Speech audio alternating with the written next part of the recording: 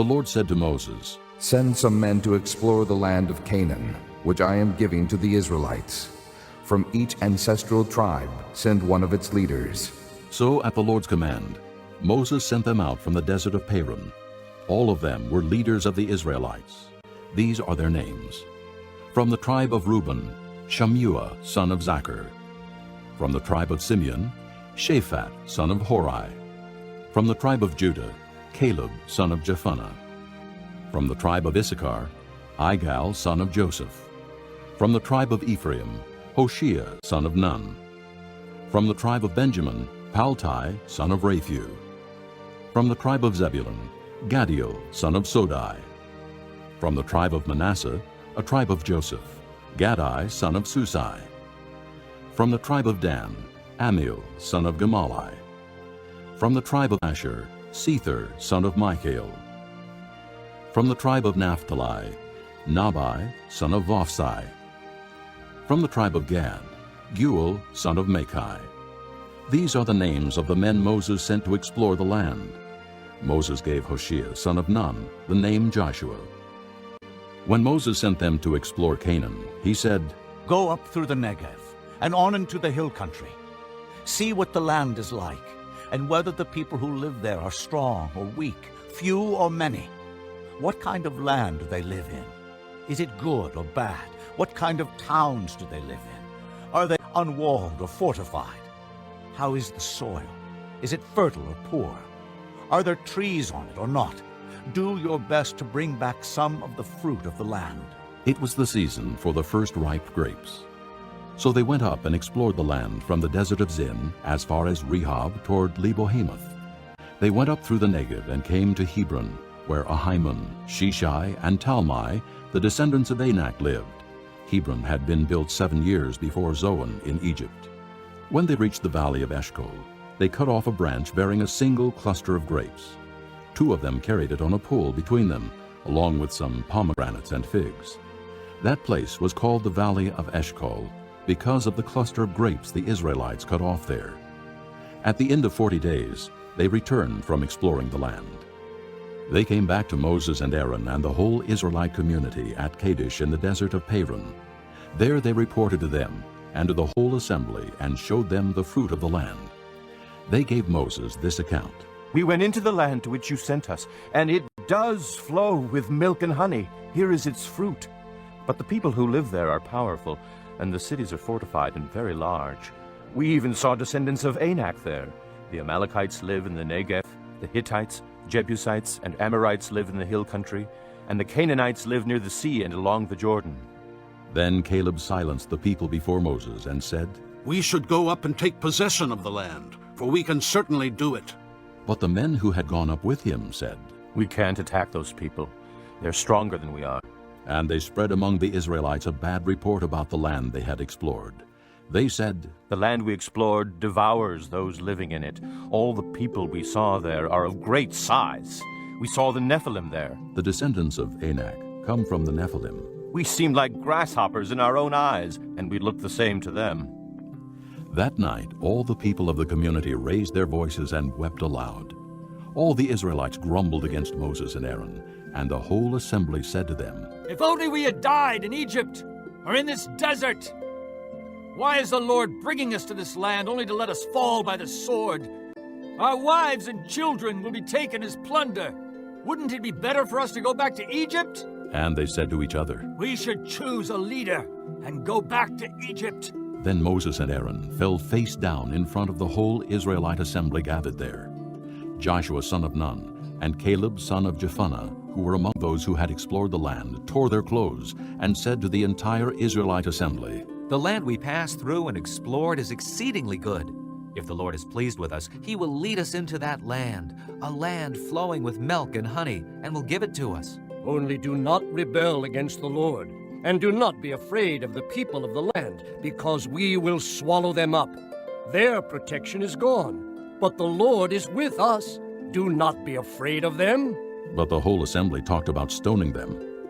Then the glory of the Lord appeared at the tent of meeting to all the Israelites. The Lord said to Moses, "How long will these people treat me with contempt? How long will they refuse to believe in me, in spite of all the miraculous signs I have performed among them? I will strike them down with a plague and destroy them, but I will make you into a nation greater and stronger than they." Moses said to the Lord, Then the Egyptians will hear about it. By your power you brought these people up from among them, and they will tell the inhabitants of this land about it. Yet you go before them in a pillar of cloud by day and a pillar of fire by night. If you put these people to death all at one time, the nations who have heard this report about you will say, "The Lord was not able to bring these people into the land he promised them on oath, so he slaughtered them in the desert." Now may the Lord's strength be displayed, just as you have declared. The Lord is slow to anger, abounding in love and forgiving sin and rebellion. Yet he does not leave the guilty unpunished. He punishes the children for the sin of the fathers, to the third and fourth generation. In accordance with your great love, forgive the sin of these people, just as you have pardoned them from the time they left Egypt until now. The Lord replied, "I have forgiven them as you asked. Nevertheless, as surely as I live, and as surely as the glory of the Lord fills the whole earth, not one of the men who saw my glory and the miraculous signs I performed in Egypt and in the desert, but who disobeyed me and tested me 10 times, not one of them will ever see the land I promised on oath to their forefathers.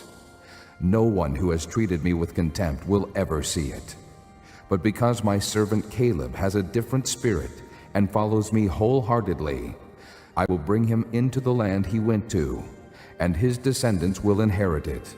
Since the Amalekites and Canaanites are living in the valleys, turn back tomorrow and set out toward the desert along the route to the Red Sea." The Lord said to Moses and Aaron, "How long will this wicked community grumble against me? I have heard the complaints of these grumbling Israelites. So tell them, as surely as I live, declares the Lord, I will do to you the very things I heard you say. In this desert, your bodies will fall, every one of you, 20 years old or more, who was counted in the census and who has grumbled against me. Not one of you will enter the land I swore with uplifted hand to make your home, except Caleb, son of Jephunneh, and Joshua, son of Nun.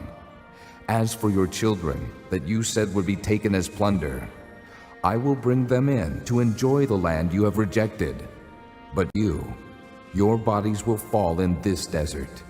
Your children will be shepherds here for 40 years, suffering for your unfaithfulness, until the last of your bodies lies in the desert. For 40 years, 1 year for each of the 40 days you explored the land. You will suffer for your sins and know what it is like to have me against you. I, the Lord, have spoken, and I will surely do these things to this whole wicked community, which has banded together against me. They will meet their end in this desert. Here they will die." So the men Moses had sent to explore the land, who returned and made the whole community grumble against him by spreading a bad report about it. These men, responsible for spreading the bad report about the land, were struck down and died of a plague before the Lord. Of the men who went to explore the land, only Joshua, son of Nun, and Caleb, son of Jephunneh, survived. When Moses reported this to all the Israelites, they mourned bitterly. Early the next morning, they went up toward the high hill country. "We have sinned," they said. "We will go up to the place the Lord promised." But Moses said, Why are you disobeying the Lord's command? This will not succeed. Do not go up, because the Lord is not with you. You will be defeated by your enemies, for the Amalekites and Canaanites will face you there. Because you have turned away from the Lord, he will not be with you, and you will fall by the sword. Nevertheless, in their presumption, they went up toward the high hill country, though neither Moses nor the ark of the Lord's covenant moved from the camp. Then the Amalekites and Canaanites who lived in that hill country came down and attacked them and beat them down all the way to Hormah.